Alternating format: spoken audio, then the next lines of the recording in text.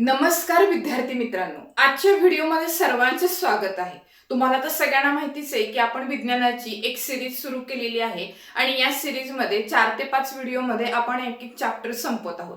त्यातील आपला एक चॅप्टर संपून ऑलरेडी झालेला आहे की ज्याचं नाव आहे पिरियोडिक क्लासिफिकेशन ऑफ एलिमेंट। आता आपण दुसऱ्या चॅप्टरला सुरुवात केली होती, त्याचं नाव होतं ग्रॅव्हिटेशन आणि या ग्रॅव्हिटेशन चॅप्टर मधले देखील आपले 2 ते 3 पॉइंट कव्हर झाले।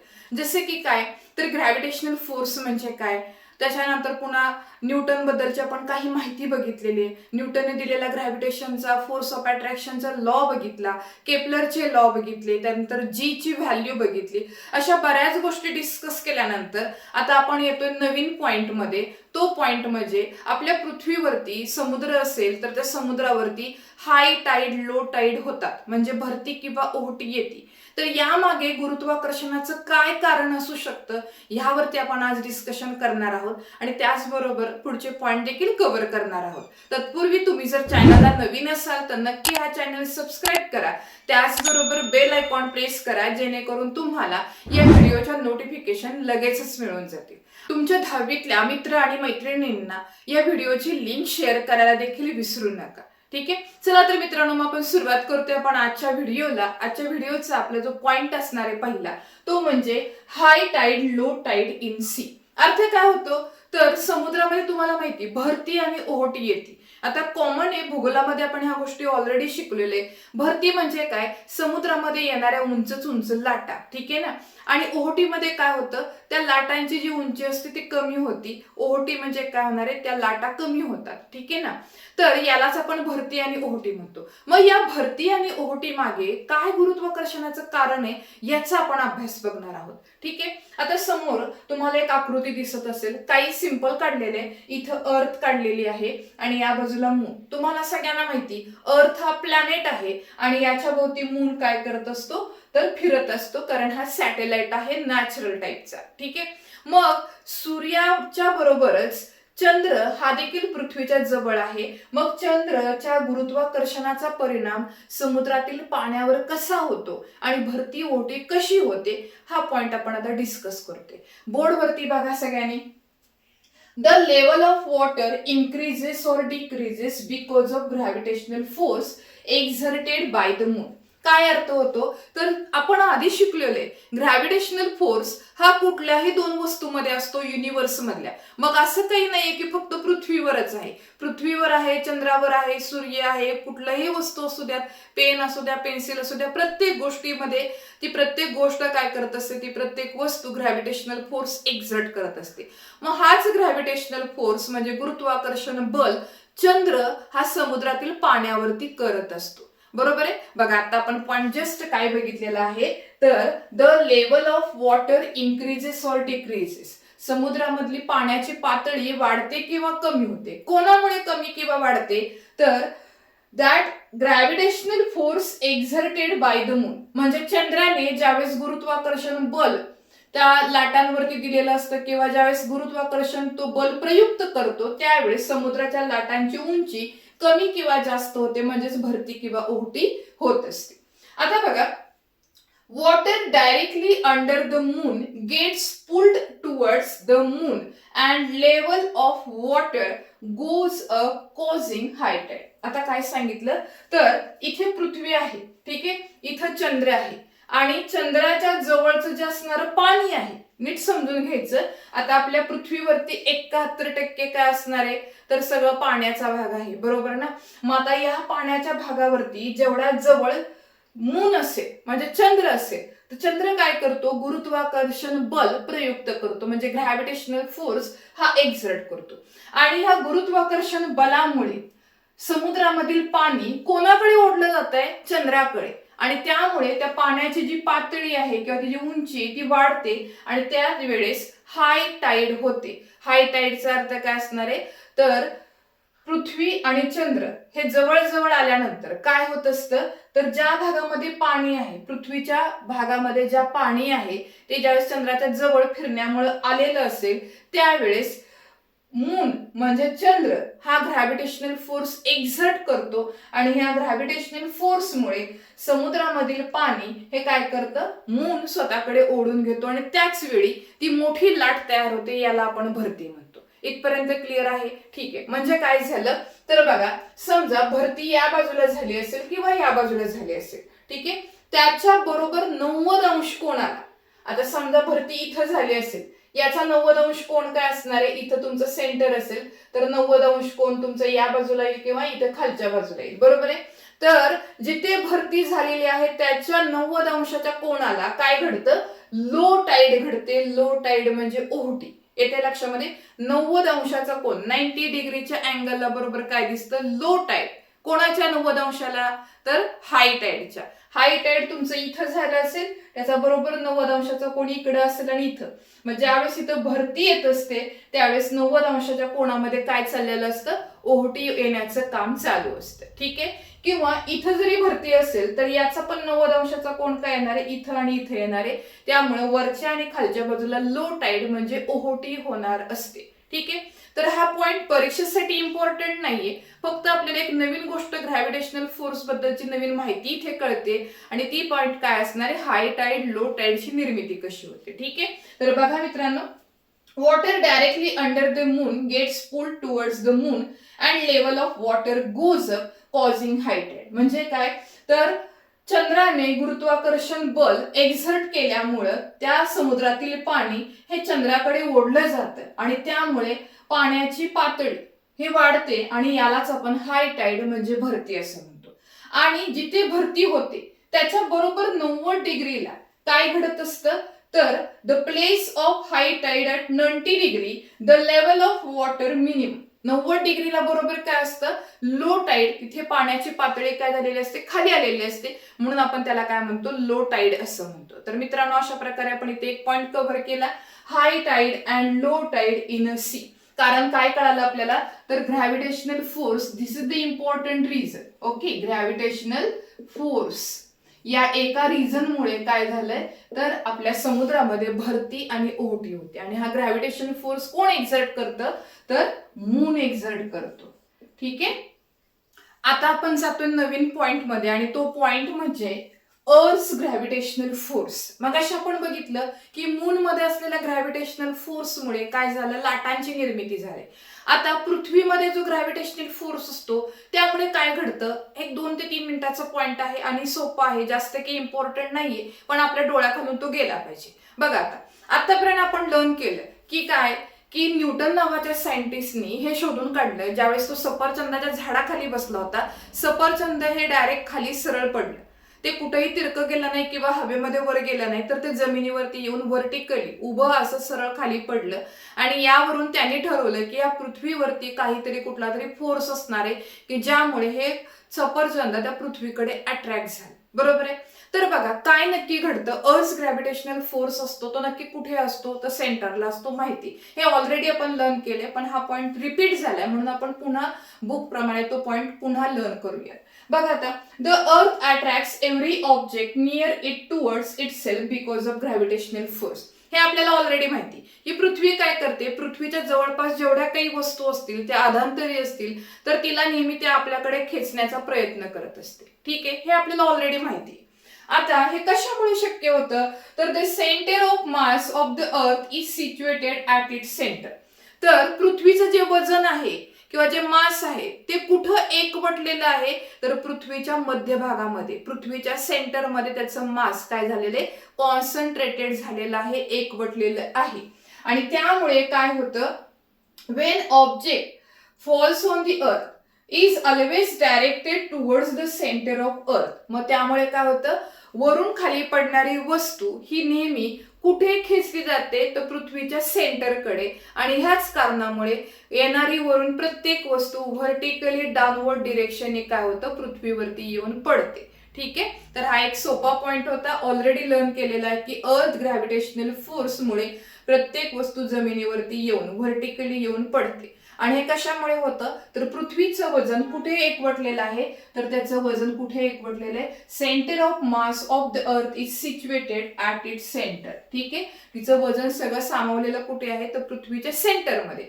आणि ह्याच कारणामुळे काय होतं तर कुठलाही ऑब्जेक्ट असू द्या that falls vertically downwards on the earth, तो नेहमी पृथ्वीवरती काय होतो व्हर्टिकल डिरेक्शन मध्येच खाली येऊन पडतो. ठीक आहे, तर इथे आपला हा पॉइंट झाला अर्थ ग्रॅव्हिटेशनल फोर्स. सोपा पॉइंट होता. जस्ट मी तुम्हाला आता म्हटलं की पृथ्वीमध्ये असलेल्या ग्रॅव्हिटेशनल फोर्समुळे प्रत्येक वस्तू व्हर्टिकली डाऊनवर्ड डिरेक्शनमुळे काय होते पृथ्वीवर येऊन पडते. पण आता एक प्रश्न तुम्हाला आहे, मला सांगा पृथ्वी आहे ठीक आहे आणि या पृथ्वीच्या भोवती काय होतं तर सॅटेलाइट, समजा हा मून असेल तर हा मून काय करतो तर त्याच्या भोवती फिरत राहतो. बरोबर आहे का?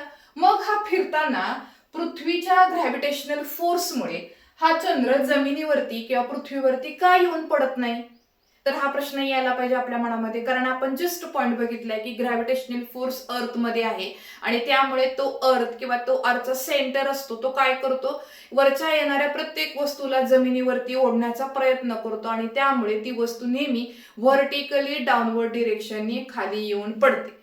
मग असं जर असेल तर वरती पृथ्वीच्या भोवती फिरणारं जे सॅटेलाइट आहे ते पृथ्वीवरती का येऊन पडत नाही तर त्याचं रिझन समोर बोर्डवर तुम्हाला दिसते. काय रिझन आहे तर प्रत्येक ग्रह आणि त्याच्या भोवती असलेला उपग्रह म्हणजे सॅटेलाइट हा नेहमी फिरत असताना कसा फिरतो तर त्याला एक विशिष्ट अशी व्हेलॉसिटी असते. बरोबर आहे का? तो काय करत असतो त्याच्या एका ठराविक गतीने व्हेलॉसिटीने जो फिरत असतो आणि जर त्याला व्हेलॉसिटी नसती, तो फिरत नसता, एका जागेवर स्थिर असता तर कदाचित तो पृथ्वीवरती येऊन आदळला असता. म्हणजेच काय तर त्या सॅटेलाइटला असलेल्या त्याच्या व्हेलॉसिटीमुळे काय होतं तो पृथ्वीवरती येऊन पडत नाही. पण जर त्याची व्हेलॉसिटी किंवा फिरण्याची गती जी आहे ती बंद झाली तर तो 100% पृथ्वीवरती येऊन आदळणार आहे. तर त्याचंच रिझन आपण बोर्डवरती बघतोय. काय बघा, the earth attract satellite towards itself but unlike the falling apple they do not fall on the अर्थ. काय सांगितलं पृथ्वी काय करते पृथ्वीच्या भोवती जेवढे काही आर्टिशियल उपग्रह आहेत किंवा मून हा नॅचरल उपग्रह आहे यांना ती आपल्याकडे अट्रॅक्ट करत असते. पण जसं ऍपल त्या सफरचंद पृथ्वीकडे अट्रॅक्ट होतं तसंच हा सॅटेलाइट पण होतोय. पण सफरचंद जसं खाली पडतं तसा सॅटेलाइट कधी पडत नाही. का तर बघा because velocity of the moon and the satellite along their orbit, म्हणजे ते त्यांच्या कक्षेमध्ये असताना ज्या वेळेस पृथ्वीच्या भोवती फिरत असतात तेव्हा त्यांची स्वतःची अशी व्हेलॉसिटी असते.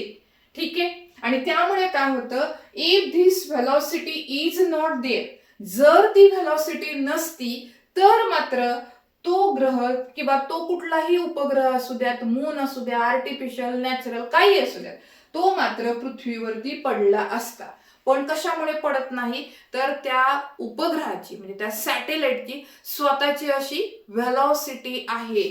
जर व्हेलॉसिटी नसेल तर काय होणार आहे तो ग्रह तो उपग्रह जमिनीवर येऊन आदळणार आहे किंवा कोणताही ग्रह जमिनीवरती येऊन आदळतो. पण तो का आदळत नाही तर त्यांच्या स्वतःमध्ये असलेल्या व्हेलॉसिटीमुळे अशा गोष्टी घडत नाही. तर हे रिझन कळालं. In text question unit test साठी जर विचारला तर तुम्हाला बघा हा पॉइंट इम्पॉर्टंट आहे फॉर द 1 मार्क. रिझन साठी प्रश्न असू शकतो की सॅटेलाइट पृथ्वीवरती येऊन का पडत नाहीत. मग त्याचं रिझन आपल्याला काय करायचंय तर because of velocity of moon and the satellite along their orbits if this velocity is not there they would fallen on the earth. म्हणजे काय त्यांची स्वतःची एक व्हेलॉसिटी असते आणि त्या व्हेलॉसिटीने ते एका ठराविक कक्षेने पृथ्वीच्या भोवती फिरत असतात. जर ही व्हेलॉसिटी नसती तर कदाचित ते पृथ्वीवरती येऊन आदळले असते. आता आपण येऊयात नवीन पॉइंट मध्ये. नवीन पॉइंट काय बघा अर्थ ग्रॅव्हिटेशनल ऍक्सेलरेशन.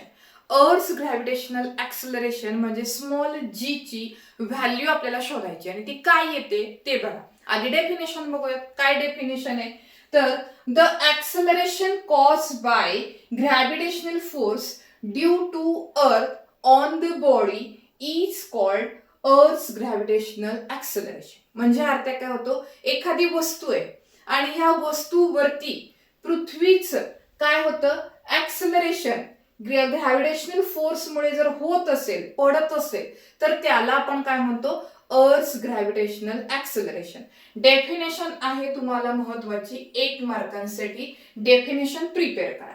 काय डेफिनेशन आहे तर the acceleration caused by gravitational force due to earth on the body is called earth gravitational acceleration. अर्थ नीट समजून घ्या. खाली पृथ्वी, इथे एक वस्तू आहे, तर ही वस्तू ज्यावेळेस मी हवेतून सोडेल त्यावेळेस ती वस्तू खाली खाली खाली येणार आहे. मग ती ज्या ऍक्सेलरेशन येत असते ती कोणामुळे येत असती तर पृथ्वीने एक्झर्ट केलेल्या ग्रॅव्हिटेशनल फोर्समुळे. आणि ह्या फोर्समुळे या वस्तूला एक ऍक्सेलरेशन मिळतं आणि त्या वेगाने ती ऍक्सेलरेशन खाली येते. याच ऍक्सेलरेशनला काय म्हणायचं earth gravitational acceleration. It is denoted by letter small G. Small letter मधला जी काढा, त्याचा अर्थ काय होतो तर अर्थ ग्रॅव्हिटेशनल ऍक्सेलरेशन. आणि कॅपिटल जीचा अर्थ वेगळा आहे. ग्रॅव्हिटेशनल तो कॉन्स्टंट असतो है ना. तर बघा आपली डेफिनेशन झाली. एखादी वस्तू पृथ्वीवर येत असताना एका ठराविक ऍक्सेलरेशन खाली येते. कोणामुळे तर पृथ्वीमधल्या असलेल्या ग्रॅव्हिटेशनल फोर्समुळे. आणि त्यामुळे त्या वस्तूच्या ऍक्सेलरेशनला काय म्हणायचं अर्थ ग्रॅव्हिटेशनल ऍक्सेलरेशन असं म्हणायचं. आता आपण पुढे येतो. काही व्हॅल्यू बघा. ग्रॅव्हिटेशनल कॉन्स्टंट की जे आपण लास्ट लेक्चर मध्ये ऑलरेडी बघितले. जी ची व्हॅल्यू किती आहे 6.67 into 10⁻⁻11 newton metre square kg inverse 2. ठीक आहे. त्यानंतर पृथ्वीचं वजन, पृथ्वीचं मास m किती आहे 6 इंटू 10⁻24 kg. आणि वस्तूवरून जी पडते तिथून ते पृथ्वीचं सेंटर ही जी रेडियस आहे ती किती आहे 6.4 इंटू 10⁻6 मीटर. आता आपण येणार आहोत त्या फॉर्म्युल्यामध्ये. बघा 9th मध्ये आपण एक फॉर्म्युला लर्न केलेला आहे F is equal to mg. सगळ्यांना आठवत असेल. याला मी इक्वेशन नंबर 1 दिलं. आणि जस्ट कालच्या लेक्चर मध्ये पण आपण एक फॉर्म्युला शिकलेलो आहे ग्रॅव्हिटेशनल फोर्सचा. तो काय होता आठवते G आपण m1 m2 लिहिलं. आता मी फक्त कॅपिटल M स्मॉल m लिहिलेला आहे आणि डिवायडेड बाय काय होतं r². F म्हणजे ग्रॅव्हिटेशनल फोर्स, G म्हणजे ग्रॅव्हिटेशनल कॉन्स्टंट, m म्हणजे पृथ्वीचं वजन आणि m म्हणजे ती जी काही वस्तू वरून पडणार आहे त्या वस्तूचं वजन. आता पृथ्वीच्या तुलनेने ह्या वस्तूचं वजन कसं असेल तर अगदी नगण्य असणार आहे, निग्लिजिबल असणार आहे. कारण पृथ्वीचं वजन किती आहे 6 इंटू 10⁻24 kg. खूप मोठी पृथ्वी आहे आणि त्याच्या तुलनेमध्ये या पेनचं टोपणचं वजन काय असणार आहे का काहीच नाही. बरोबर आहे का. तर ते जे काही वस्तू असतील त्याचं वजन आपण स्मॉल m ने दाखवूयात. आणि r म्हणजे त्या वस्तूचं रेडियस, म्हणजे पृथ्वीच्या सेंटर पासून ती वस्तू ज्या अंतरावर आहे ती रेडियस आपण इथे कन्सिडर करतोय. ठीक आहे. आता आपण असं करू शकतो का बघा F ची व्हॅल्यू mg आहे म्हणजे ही mg ची व्हॅल्यू मी इथं F ऐवजी पुट करू शकते. बरोबर आहे का. सोपा पॉइंट आहे. फक्त मला काय करायचंय put value of F in equation 2. बरोबर आहे. मग आता मी काय केलं ह्या F ऐवजी हे mg इथं लिहिलं. बरोबर. काय झाली माझी स्टेप mg इक्वल टू हा पॉइंट आहे तसंच राहणार, हा पार्ट आहे तसं राहील G capital M small m divided by r². बरोबर. आता काय होतंय LHS RHS ला सेम सेम ज्या काही व्हॅल्यू त्या कॅन्सल करा. स्मॉल m ला स्मॉल m कॅन्सल झालं. बरोबर. आता काय राहिलं G राहिलं equal to GM divided by r². बरोबर. आता याच्यामध्ये व्हॅल्यू पुट करा. काय काय व्हॅल्यू येतील बघा. ज्यावेळेस आपण ह्या व्हॅल्यू पुट करतो जी ची व्हॅल्यू किती आहे तर जी ची व्हॅल्यू आहे 6.67 इंटू 10⁻⁻11. बरोबर. त्यानंतर कॅपिटल M म्हणजे पृथ्वीचं वजन किती आहे 6 इंटू 10⁻24. त्याला डिवायडेड बाय r² करायचंय. मग r काय आहे 6.4 इंटू 10⁻6 चा स्क्वेअर असणार आहे. आता कॅल्क्युलेशन करत बसू नका. आपल्याला व्हॅल्यू काय महत्वाची व्हॅल्यू जी ची डायरेक्ट व्हॅल्यू आपल्याला पुट करायची आणि ती व्हॅल्यू कॅल्क्युलेशन केल्यानंतर काय येते तर small g equal to 9.77 metre per second square. आणि ही आपल्याला एक्झाम मध्ये कॅल्क्युलेशन करताना वापरावी लागते. त्यामुळे जी ची व्हॅल्यू ही लक्षात ठेवायची आणि त्याचबरोबर कॅपिटल जी ची व्हॅल्यू पण लक्षात ठेवायचं. ऍक्सलरेशन ड्यू टू ग्रॅव्हिटी म्हटलं तर ही व्हॅल्यू, ठीक आहे. आणि युनिव्हर्सल कॉन्स्टंट जी ग्रॅव्हिटेशनल फोर्स, तर त्याची व्हॅल्यू काय आहे 6.67 इंटू 10⁻⁻11. तर आपल्याला फायनल जे काही आन्सर मिळालं जीच्या व्हॅल्यूचं ते काय आलं तर 9.77 मीटर पर सेकंड स्क्वेअर. आता आपण जाऊयात नेक्स्ट पॉइंट मध्ये आणि तो पॉइंट म्हणजे व्हॅरिएशन इन व्हॅल्यू ऑफ जी. जी ची व्हॅल्यू आताच आपण बघितली की 9.77 ही कॉन्स्टंट व्हॅल्यू, पण ही व्हॅल्यू कमी किंवा जास्त होते. कुठल्या ठिकाणी तर 3 कंडिशन्स वेगवेगळ्या आहेत, त्या ठिकाणी ही जी ची व्हॅल्यू कमी किंवा जास्त होती. त्या कंडिशन्स बघूया. पहिलं बघा, change along the surface of अर्थ. म्हणजे पृथ्वीचा जो सरफेस आहे, तुम्हाला सगळ्यांना आठवत असेल आपण भूगोलामध्ये शिकलेलो आहे की आपली पृथ्वी ही एक्झॅक्ट गोल नाहीये, तर ती पोलला, साऊथ आणि नॉर्थ पोलला थोडीशी काय फ्लॅट आहे, चपटी आहे. बरोबर का? म्हणजे इथं काय असणार आहे, ही चपटी आहे आणि त्यामुळं या भागातली जी रेडियस आहे ही कशी असते, रेडियस थोडीशी कमी असते, लेस असते as compare to equatorial side. येते लक्षामध्ये. पोल म्हणजे उत्तर आणि दक्षिण ध्रुव, इकडे पृथ्वीचा भाग थोडा चपटा आहे आणि चपटा असल्यामुळे तिकडची जी रेडियस आहे ही कशी आहे, इक्वेटरच्या पार्ट पेक्षा थोडी कमी आहे आणि त्यामुळे जी ची व्हॅल्यू पण बदलते. कारण बघा जी चा फॉर्म्युला तुम्हाला आठवते का, काय होता बघितलेला आपण, तर जी इज इक्वल टू काय होता, yes, G M upon R square. बरोबर आहे का? मग आता ही रेडियसची व्हॅल्यू पोल साईडला जर कमी असेल तर जी ची व्हॅल्यू काय होणार आहे, कॅल्क्युलेशन केले की वाढणार आहे. आणि ही जर व्हॅल्यू जास्त असेल तर जी ची व्हॅल्यू काय होती, कमी होते. म्हणून पोल साईडला जी ची व्हॅल्यू किती येते, 9.83 मीटर पर सेकंड स्क्वेअर. आणि ज्यावेळेस आपण इक्वेटोरियल साईडला बघतो त्यावेळेस ती साईज किती येते, 9.78 मीटर पर सेकंड.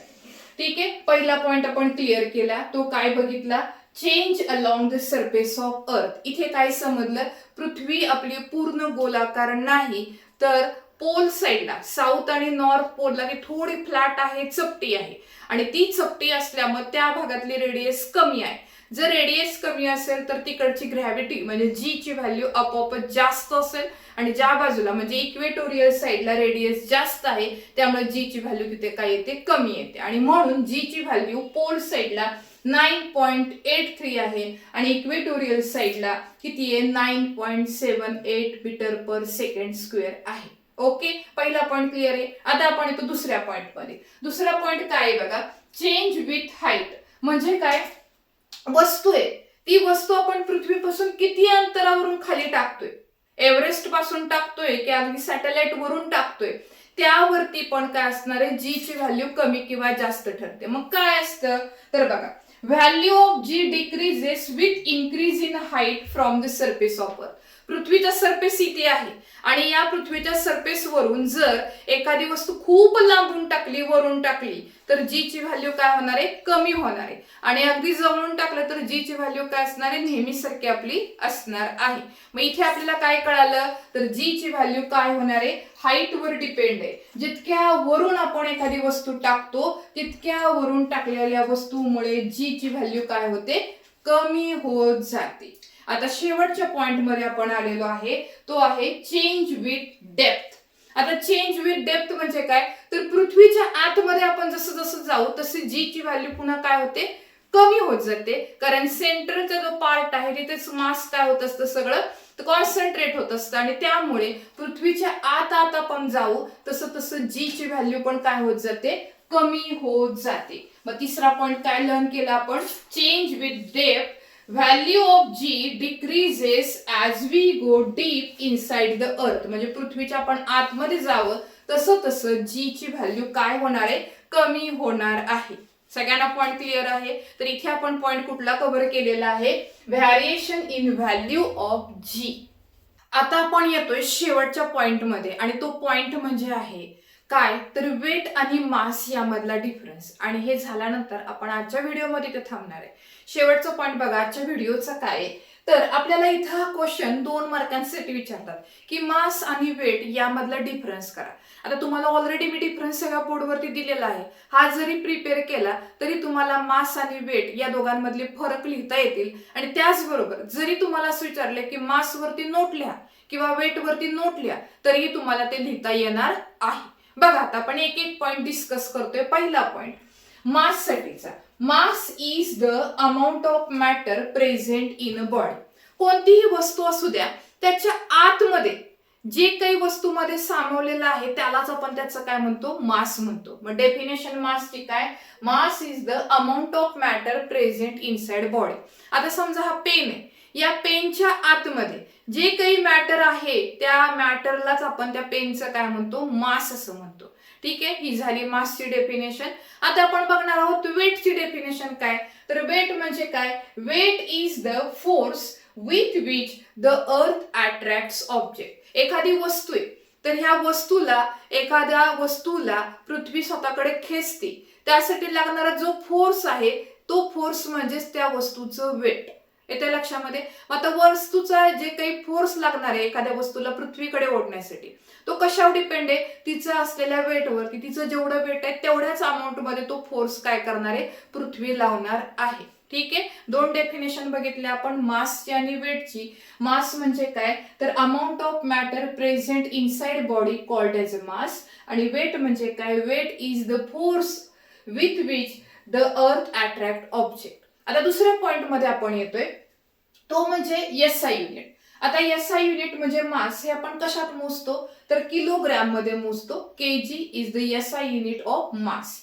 तर वेट कशात मोजलं जातं, तर वेट मोजण्यासाठी आपण न्यूटन वापरतो. का, कारण आपली डेफिनेशनच ती आहे, एखाद्या वस्तूला स्वतःकडे खेचण्यासाठी पृथ्वी काय करते, तर फोर्स लावते. आणि तो फोर्स कोणा इतका असतो, वेट इतका असतो. आणि वेट फोर्सवर डिपेंड आहे, त्यामुळं या वेटचं एसआय युनिट पण काय आहे, फोर्सच इतकं आहे, म्हणजेच न्यूटन आहे. त्यानंतर येतो आपण तिसऱ्या पॉइंट मध्ये. तिसरा पॉइंट काय, मास इज अ स्केलर क्वांटिटी. म्हणजे मास ही स्केलर क्वांटिटी आहे, हिला दिशेची गरज नाही. पण weight is a vector quantity. वेटला मात्र दिशेची गरज आहे, कारण आपण मगाशीच बघितलं की value of g changes 3 condition दिल्या होत्या. खूप उंचीवर नेलं, खूप खाली गेलं, पृथ्वीच्या आत गेलं, बरोबर आहे, पोल वरती आहे, काही इक्वेटोरियल पार्ट वरती, यावरून जीच्या व्हॅल्यू चेंज होतात. म्हणजेच काय, तर याला वेटला दिशेची गरज आहे, म्हणजेच weight is a vector quantity. पुढच्या डिफरन्स मध्ये आपण येतोय. The value of mass is same everywhere. म्हणजे काय, एखादी वस्तू आहे तिच्या आतमध्ये जे काही मॅटर आहे ना ते तुम्ही कुठेही मोजा, ते प्रत्येक ठिकाणी सेम राहणार आहे. आता या पेनाच्या आतमध्ये किती शाई आहे की आपण मोजली, पृथ्वीवर मोजली काय किंवा बाहेर कुठेही मोजली काय, चंद्रावर गेला तरी पण ह्याच्या मधलं जे मॅटर आहे ते कमी किंवा जास्त होणार नाही, बरोबर का नाही. म्हणून इथे काय म्हटलं आपण की त्याचं जे मास असेल हे नेहमी कसं असतं, सगळीकडे सेम राहतं.